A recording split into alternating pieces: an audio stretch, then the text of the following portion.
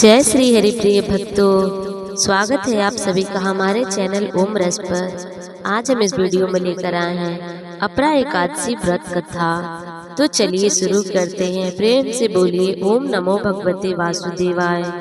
एक बार युधिष्ठिर कहने लगे कि हे भगवान, ज्येष्ठ कृष्ण एकादशी का क्या नाम है तथा उसका महात्म क्या है, सो कृपा कर मुझे कहिए। भगवान श्री कृष्ण कहने लगे कि हे राजन, यह एकादशी अचला तथा अपरा दो नामों से जानी जाती है। पुराणों के अनुसार ज्येष्ठ कृष्ण पक्ष की एकादशी अपरा एकादशी है, क्योंकि यह अपार धन देने वाली है। जो मनुष्य इस व्रत को करते हैं वे संसार में प्रसिद्ध हो जाते हैं।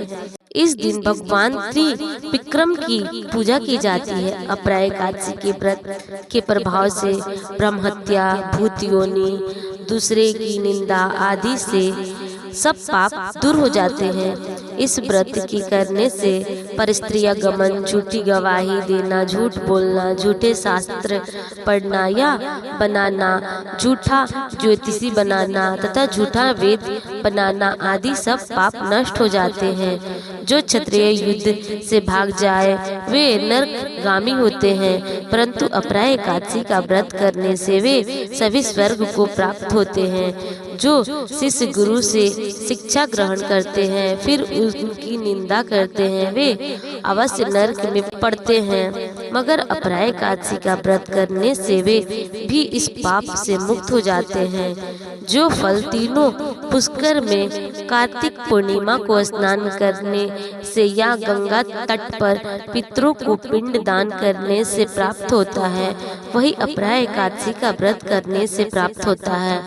मकर के सूर्य में प्रयागराज के स्नान से, शिवरात्रि का व्रत करने से, सिंह राशि के बृहस्पति में गोमती नदी के स्नान से, कुंभ में केदारनाथ के दर्शन या बद्रीनाथ के दर्शन, सूर्य ग्रहण में कुरुक्षेत्र के स्नान में से, स्वर्ण दान करने से अथवा अर्ध प्रस्तुता गौदान से जो फल मिलता है वही फल अपरा एकादशी के व्रत से मिलता है। यह व्रत पाप रूपी वृक्ष को काटने के लिए कुल्हाड़ी है, पाप रूपी ईंधन को जलाने के लिए अग्नि, पाप रूपी अंधकार को मिटाने के लिए सूर्य के समान, मृगों को मारने के लिए सिंह के समान, अतः मनुष्य को पापों से डरते हुए इस व्रत को अवश्य करना चाहिए।